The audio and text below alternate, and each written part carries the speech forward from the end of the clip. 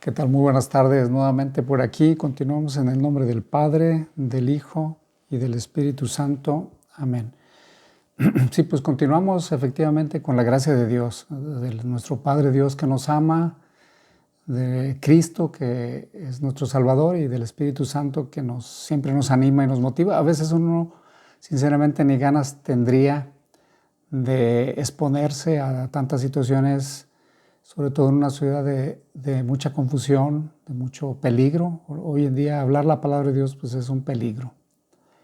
Y la sociedad está confundida porque no tiene a la palabra de Dios, no tiene la luz. La luz vino al mundo, pero el mundo rechazó la luz. La luz es la palabra de Dios, la ignorancia de la palabra de Dios es ignorancia de Cristo. Y hoy vemos pues no solo en el ambiente social, político, sino también religioso, pues una confusión grande que uno con pena lo dice, unos de un lado, otros de otro. Y a veces cuando uno trata de ver todo esto a la luz de la palabra de Dios, pues dice, bueno, aquí pudiéramos enderezarnos un poquitito más con la palabra de Dios. He podido estar en diferentes lugares y casi siempre he observado lo mismo, ¿verdad? El amarillismo, los medios de comunicación y la manera de manipular que muchas veces dice uno, bueno, esta noticia, ¿quién está atrás de esta noticia y por qué la están dando? Esto es importante porque, digo yo, por la gracia de Dios he podido estar en España, de la cual tengo una feliz memoria, en Italia que viví prácticamente 6 años, en Alemania, a trabajar allí. Recuerdo algunos reprimendas que me hacía una, recuerdo todavía una Turkish Frau, una mujer turca que me regañaba prácticamente porque no había hecho bien mi trabajo. Estaba yo ganando para mis libros, ¿verdad? En los veranos pude estar por allí una que otra ocasión. Y en todos estos lugares, bueno, en Inglaterra, por supuesto, haciendo algo de trabajo pastoral, y en Francia, pues sobre todo visitando la comunidad de TC. Y he visto la misma cantaleta. Sí, los medios hacen su trabajo más que de información, de desinformación. Y pues manipulan muchas palabras. Ellos son expertos, siguen los pasos del anticristo, que es y será un maestro en el arte de la mentira. Por eso tenemos que tener mucho cuidado y la palabra de Dios pues, nos salva de caer en la mentira. Al menos nos ayuda a poder ir entrando, pero una interpretación en una hermenéutica de continuidad, porque eso también, usar la pura palabra sin tener una hermenéutica de continuidad, pues te lleva por un lado y para otro. Hoy en día la confusión que se tiene principalmente es porque estamos en una interpretación de disrupción. Se está saliendo de lo que debe ser la interpretación de la Biblia. Y ahí pues se presta más para extremismos ultraderechistas y ultraconservadores. Y finalmente uno tiene que ser fiel al depósito de la palabra de Dios, en un hermenéutico de continuidad. Eso, si algo quisiera dejar claro en este canal, ¿verdad? Al cual sigo invitando que se nos unan. Aquí en este canal normalmente se nos une gente, pues más que tiene la paciencia de ahora sí que circunscribirse o de meterse más a nivel de la Biblia. No damos títulos muy impactantes así como para atraer gente, que es lo que hoy en día los oídos de mucha gente están contaminándose para escuchar solamente cosas así estruendosas. Sí, la palabra de Dios tiene cosas, y vaya que son, y esas sí son fuertes, ¿verdad? Pues bien, con este comentario así de base, nos lanzamos buscando que, como dice el Salmo 119, luz para mi sendero es tu palabra. La palabra de Dios es la luz que nos guía, es la lámpara que nos guía en este momento en que estamos viviendo en la humanidad. Bien, le damos gracias a Dios por todas las bendiciones que nos provee, que nos bendice. Estaríamos en el capítulo 11. Recuerden que el Apocalipsis nos fue dado para animarnos, no para desanimarnos, ni para hacernos gente que elucubre muchas teorías, sino para darnos esperanza y para que tengamos vida y que tengamos vida en abundancia, que es la vida de Cristo. En el capítulo 11 estamos en los dos testigos. Dice, luego me fue dada una caña de medir, parecida a una vara, diciéndome, levántate y mide el santuario de Dios y el altar, y a los que adoran en él. Ahora sí está tremendo esto, ¿eh? Este inicio del capítulo 11 nos hace pensar en Ezequiel. Recuerden que Ezequiel, el profeta Ezequiel, es de estos grandes profetas, era sacerdote profeta, y a él también le fue dado una vara de medir. Esto de la vara de medir o de la caña de medir nos hace pensar en que todos seremos medidos, seremos pesados, todos deberemos de dar cuentas algún día de nuestra vida. Por eso esto nos debería de hacer pensar en lo que decimos y cómo lo decimos.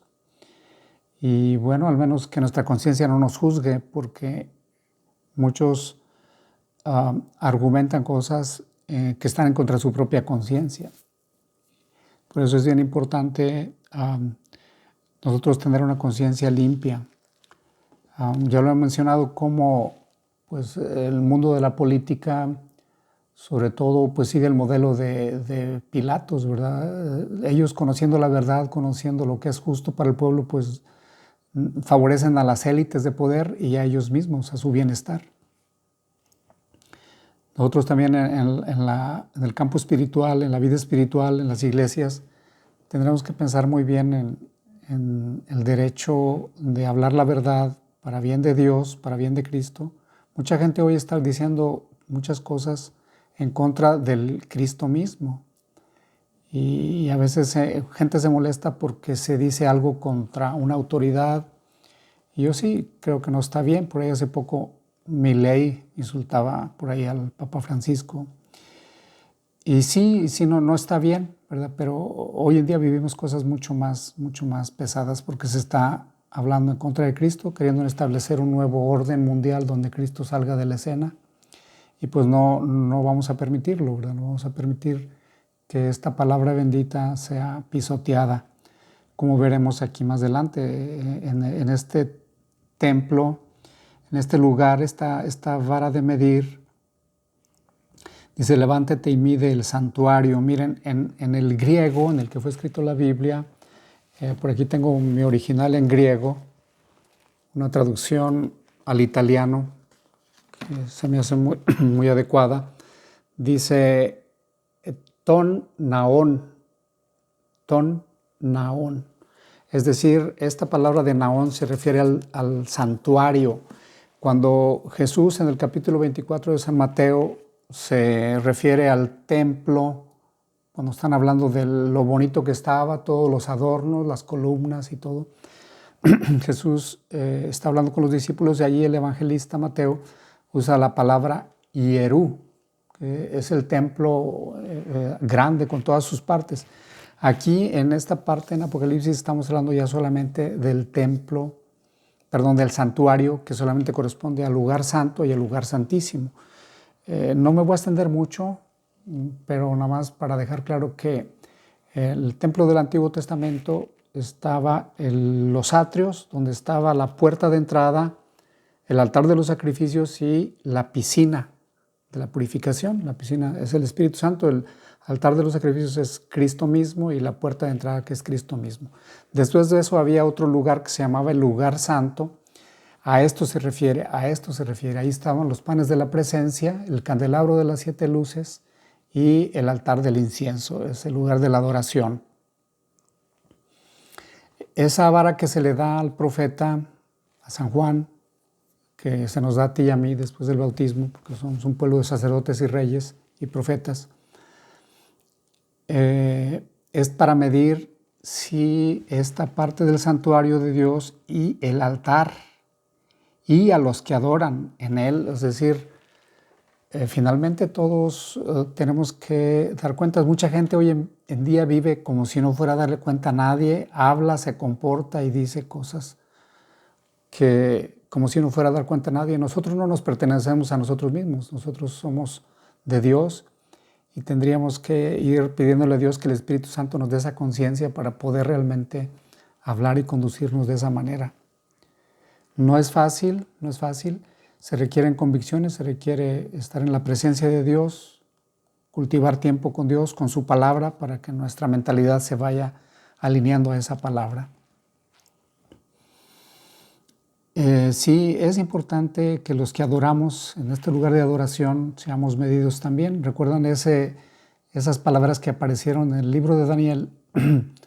Le dice Dios al rey Baltasar, a través de una lectura que aparece allí, dice que será medido, pesado, ¿verdad? Va a ser medido y va a ser pesado, va a dar cuentas. Roguemos pues a Dios para que en este tiempo nosotros seamos hallados dignos y pues vivamos con reverencia, con humildad.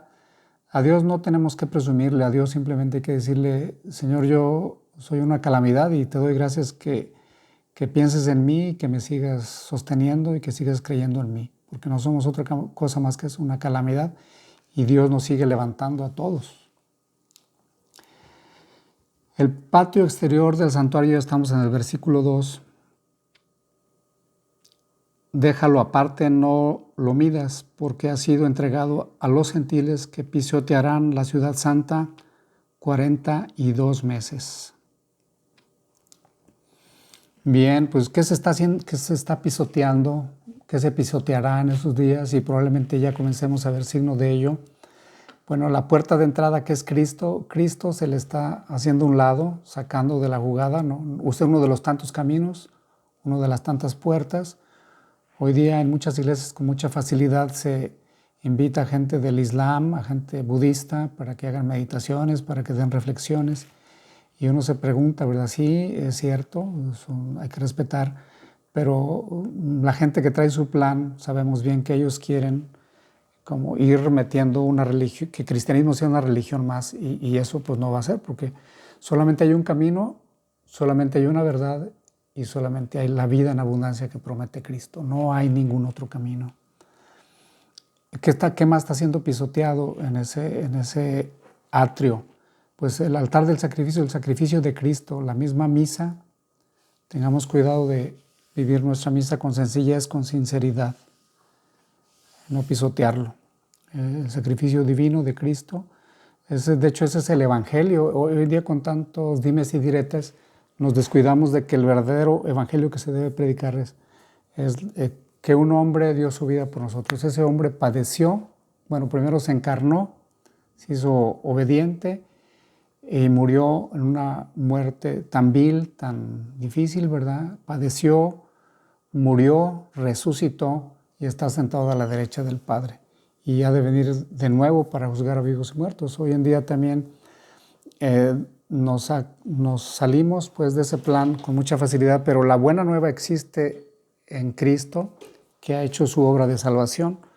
Entre tantas noticias y tantas otras cosas podemos perdernos, pero ese es el Evangelio puro. Al punto que San Pablo en Gálatas dice claramente, si alguien les predica otro evangelio, no le hagan caso. Es más, dice, si yo mismo les predicara otro evangelio, no me hagan caso.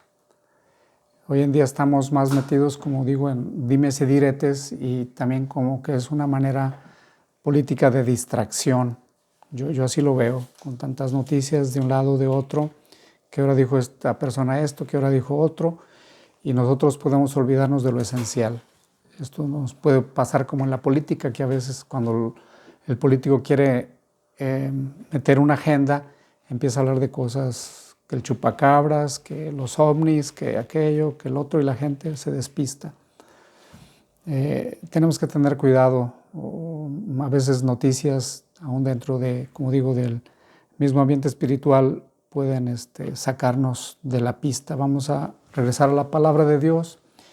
Estaríamos pues en esos, los que lo pisotearán la ciudad santa 42 meses. ¿Cuántos son 42 meses? Son 3 años y medio. Y aquí, cuando vamos a la Biblia de Jerusalén, sobre todo la Biblia de Jerusalén antigua, que trae sus notas de pie de página, vamos a encontrar precisamente a Daniel, vamos a encontrar al profeta Daniel, especialmente en Daniel 7:25. Y si fuéramos también un poquito más amplios, Daniel 7, Daniel 8 y Daniel 9, se nos habla claramente que el anticristo pues hará las paces entre estas dos naciones. Por eso estemos atentos, porque hoy más que nunca estamos viendo más de cerca este conflicto bélico entre Israel y los árabes, los palestinos, los musulmanes, para ser más directos, que a veces son más musulmanes radicales. A Dios sea la gloria, ¿verdad? Porque Él fue rechazado, pero Él sigue intentando una y otra vez. Pues el anticristo hará una paz, firmará una paz, según Daniel 8, Daniel 9, hará un pacto, y a la mitad de esa semana, en las semanas de Daniel, 7 años es una semana. Los 3 años y medio del anticristo serán así como será algo muy sutil, no se notará tanto, pero en el quiebre, ¿verdad? Se verá la